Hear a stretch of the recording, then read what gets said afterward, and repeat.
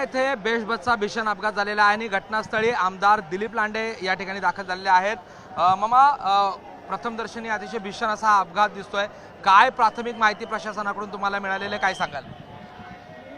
कुर्ला स्टेशनवरून एक बस BSTची निघालेली होती, ते भरलेली बस होती। ज्यावेळेस बस पुढे आल्यानंतर ड्रायव्हरच्या लक्षात आलं की ब्रेक फेल झालेला आहे आणि तो ब्रेक फेल झाल्यामुळे तो घाबरला गेला आणि तो ब्रेकवरती पाय देण्याऐवजी त्याने एक्सिलेटरवरती पाय दिला, त्यामुळे बस जास्त स्पीडमध्ये आले आणि कुर्ला स्टेशनपासून ते आंबेडकर चौकापर्यंत ही बस सर्व ठोकत आली। त्याच्यामध्ये 30 ते 35 लोक जखमी झालेले आहेत, 3 लोक मृत्युमुखी पडलेले आहेत, 4 लोक सिरियस आहेत।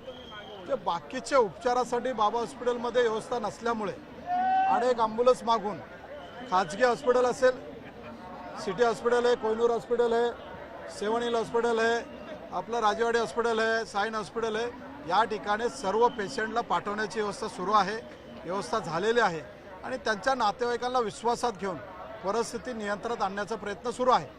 एकूण या स्थितीमध्ये आतापर्यंत किती जखमी आणि किती मृतांची माहिती आलेली आहे तुमच्याकडे? 30 ते 35 जखमी आहेत, त्याच्यामध्ये 3 मृत्युमुखी पडलेले आहेत आणि 4 लोक सिरियस आहेत।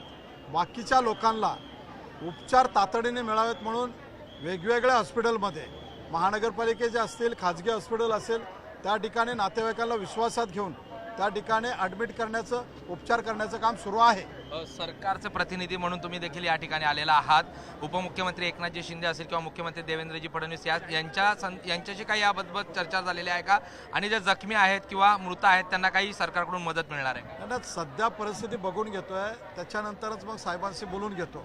मुख्यमंत्री असतील, उपमुख्यमंत्री असतील, परिस्थिती काय आहे याची वस्तुस्थिती पाहतो आणि थोड्याच वेळात त्याच्याबद्दल त्यांना खरी माहिती देण्यात येईल। एकूण बेस्टच्या प्रशासनाच्या संदर्भात, म्हणजे बेस्टमधले चालक जे आहेत ते नवे चालक आहेत, त्यामुळे असे अपघात होतात वगैरे असे जे आरोप आहेत ते होतात, याकडे कसं पाहत आहे? कारण काही कंत्राटीच कामगार मोठ्या प्रमाणात आहेत। नाही, कसं आहे, आज अपघात झालेले दुर्दैवी घटना आहे, त्यामुळं आपण त्या विचारात न जाता लोकांना मदत कशी करता येईल आणि झालेलं दुःख जे आहे हे त्या नातेवाईकांना विश्वासात घेऊन त्यांना सहन करण्याची ताकद कशी देता येईल हा प्रयत्न सुरू आहे। त्यामुळं BSTची चुकी आहे का ड्रायव्हरची चुकी आहे हे आपण नंतर बघू। एकूण या स्थितीमध्ये आता तुम्ही सरकारकडे मागणी करणार आहात का जखमींना किंवा मृतांना मदत मिळावी? ज्यांच्या गाड्या अनेक 15 ते 20 गाड्या ज्या आहेत त्या अपघातग्रस्त झाल्या, त्यांना मदत मिळण्याचं काही मागणी करणार आहात का?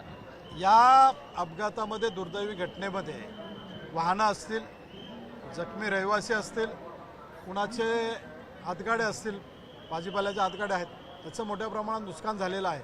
ही सर्व वस्तुस्थिती मुख्यमंत्री आणि उपमुख्यमंत्र्यांना सांगून त्यांना शासनातर्फे मदत मिळाली पाहिजे, ते मिळावी या पद्धतीने प्रयत्न केले जातील।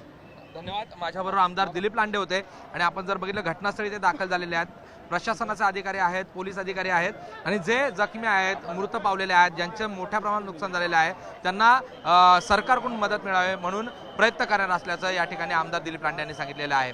कॅमेरा पर्सन गजानन बालापूरकरसह प्रशांत बडे, ABP माझा, मुंबई। ABP माझा, उघडा डोळे बघा नीट।